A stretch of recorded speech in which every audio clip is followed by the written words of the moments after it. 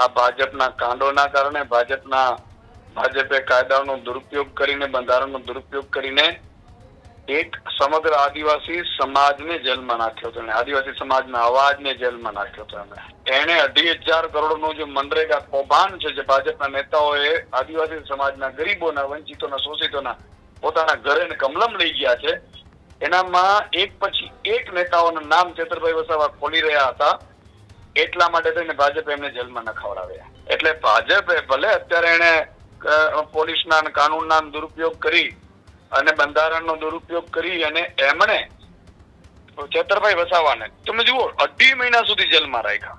એટલે ચેતરભાઈ વસાવા ફરીથી અવાજ ઉઠાવશે, પરંતુ ભાજપના આ કાંડોના કારણે 2.5 મહિના સુધી આદિવાસી સમાજનું, ડેડિયાપાડાના વિસ્તારનો અવાજ દબાઈ ગયો હતો.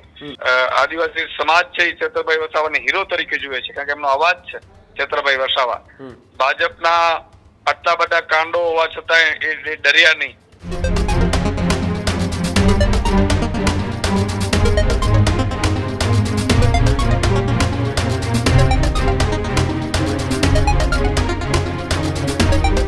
વાત કરવા માટે ઈસુદાન ગઢવી મારી સાથે જોડાયા છે.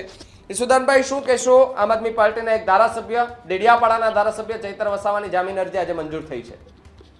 બિલકુલ, ચેતરભાઈ વસાવા આજે જામીન મંજૂર થયા છે. હું સમગ્ર આદિવાસી સમાજને પણ અભિનંદન આપું છું. ચેતરભાઈ વસાવા ખાલી જેલમાં નહોતા. આ ભાજપના કાંડોના કારણે ભાજપે કાયદાનો દુરુપયોગ કરીને, બંધારણનો દુરુપયોગ કરીને એક સમગ્ર આદિવાસી સમાજને જેલમાં નાખ્યો હતો. આદિવાસી સમાજના અવાજને જેલમાં નાખ્યો હતો. ભાજપે એટલા માટે ચેતરભાઈ વસાવાને જેલમાં નાખ્યો હતો ખોટા કેસમાં કે એને 2,500 કરોડનું જે મનરેગા કૌભાંડ છે, જે ભાજપના નેતાઓએ આદિવાસી સમાજના ગરીબોના, વંચિતોના, શોષિતોના પોતાના ઘરે કમલમ લઈ ગયા છે, એનામાં એક પછી એક નેતાઓના નામ ચેતરભાઈ વસાવા ખોલી રહ્યા હતા. એટલા માટે થઈને ભાજપે એમને જેલમાં નખાવડાવ્યા. પરંતુ ચેતરભાઈ વસાવા હોય કે આદિવાસી સમાજનો એક બંદો હોય, કોઈ જેલથી ડરતો નથી.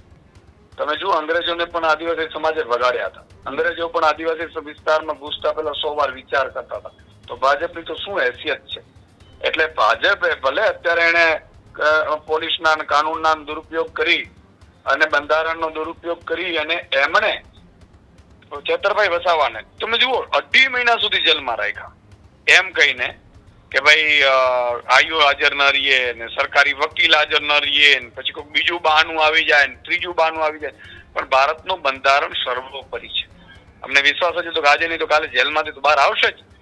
જેલમાં ભાજપ નાખી શકે છે ખોટા કેસમાં, પણ આપણું બંધારણ, આપણે બાબા સાહેબે આપેલું બંધારણ એ સત્તા આપે છે કે જામીન પણ મળવા પાત્ર છે. એટલે ચેતરભાઈ વસાવા ફરીથી અવાજ ઉઠાવશે, પરંતુ ભાજપના આ કાંડોના કારણે 2.5 મહિના સુધી આદિવાસી સમાજનું, ડેડિયાપાડાના વિસ્તારનો અવાજ દબાઈ ગયો હતો. આનો બદલો આગામી સ્થાનિક સ્વરાજ્યની ચૂંટણીમાં અંબાજીથી લઈને ઉમરગામ સુધીના આદિવાસી સમાજ લેશે. ભાજપને ઘૂસવાની તે ભાજપના નેતાઓને આદિવાસી સમાજ અને આદિવાસી સમાજે નક્કી કરી લીધું છે કે હવે હું ગઈકાલે આદિવાસી વિસ્તારોમાં હતો, અરવલ્લીમાં, ત્યારે બધા આદિવાસીના આગેવાનો મને મળવા આવ્યા હતા. એમણે કીધું કે અમે ભાજપને ખૂબ મત આપ્યા, પણ આટલી નિમ્ન કક્ષાની ને આટલી નાલાયક પાર્ટી ભાજપ છે, જે લાયક નથી શાસનને અને ખોટા કેસમાં સારા લોકોને પૂરી દે છે. હવે જિંદગીમાં અમે ભાજપને મત નહીં આપીએ. એટલે આદિવાસી સમાજમાં ખૂબ રોષ છે અને એનો બદલો છે સ્થાનિક સ્વરાજ્યની ચૂંટણીમાં આદિવાસી સમાજ છે એ લેશે. ઈસુદાનભાઈ, હવે શું આગળની રણનીતિ? ચૈતર વસાવા જેલની બહાર આવવાના છે, હવે રણનીતિ કઈ તૈયાર કરવામાં આવશે? બિલકુલ, ચેતરભાઈ વસાવા, કારણ કે અમે 2.5 મહિનાથી તમને ખબર હશે કે અમારી સભાઓ ચાલે છે. અત્યારે લગભગ 900 જેટલી સભાઓ, જનસભાઓ થઈ, પરંતુ ચેતરભાઈ વસાવા જેલમાં હતા. તો આદિવાસી વિસ્તારોમાં હવે એમની સભાઓનો પ્લાનિંગ કરવામાં આવશે. આદિવાસી વિસ્તારોમાં એમનો સન્માનના કાર્યક્રમો કરવામાં આવશે. એક આદિવાસી સમાજ છે એ ચેતરભાઈ વસાવાને હીરો તરીકે જુએ છે, કારણ કે એમનો અવાજ છે ચેતરભાઈ વસાવા. ભાજપના આટલા બધા કાંડો હોવા છતાં એ ડર્યા નહીં. આદિવાસી સમાજનો અવાજ એને બંધ ન કર્યો, ને તો ભાજપના નેતાઓ 2,500 કરોડનું કૌભાંડ કર્યું, ચેતરભાઈ ઉપર નહીં કર્યું હોય કે ભાઈ આવી જાઓ ને બંધ કરો ને તમે આ ન ઉપાડો. પરંતુ ચેતરભાઈ વસાવાએ નક્કી કર્યું કે આદિવાસી સમાજના હક અને અધિકારો માટે મારે લડવું છે, મારે મરવું છે. જેલ તો નાની વાત છે. એટલા માટે થઈ અને આ સમગ્ર વિસ્તારમાં 2.5 મહિનાથી ચેતરભાઈ ગયા નથી. એટલે હવે ઉમરગામથી લઈ અને ડેડિયાપાડા સુધી ચેતરભાઈ વસાવાની પણ સભાઓનું planning કરવામાં આવશે. ઈસુદાનભાઈ એક સમાચાર અત્યારે એ પણ સમાચાર મળી રહ્યા છે કે ડેડિયાપાડાની અંદર આસપાસના વિસ્તારોમાં એમને પ્રવેશબંધી ન કરવા દેવામાં આવે એવી એક શરત રાખવામાં આવી હોવાની વિગત મળી. હા, એવી મારી ટીમે અત્યારે મારી જે વાત કરી છે એમાં એને કહેવાનું છે કે સાહેબ આ એક શરત મૂકવામાં આવી છે, પણ મારે એ કહેવું છે કે લોકસભા વખતે પણ ભાજપે આજ નાટક કર્યા હતા ને અમે કરજણમાં ચેતરભાઈ વસાવા રહેતા હતા, કરજણ વિધાનસભામાં છે, એટલે એ અમે ફરીથી ઉપલી અદાલતમાં જશું, મોડિફાઈડ કરાવીશું શરતો.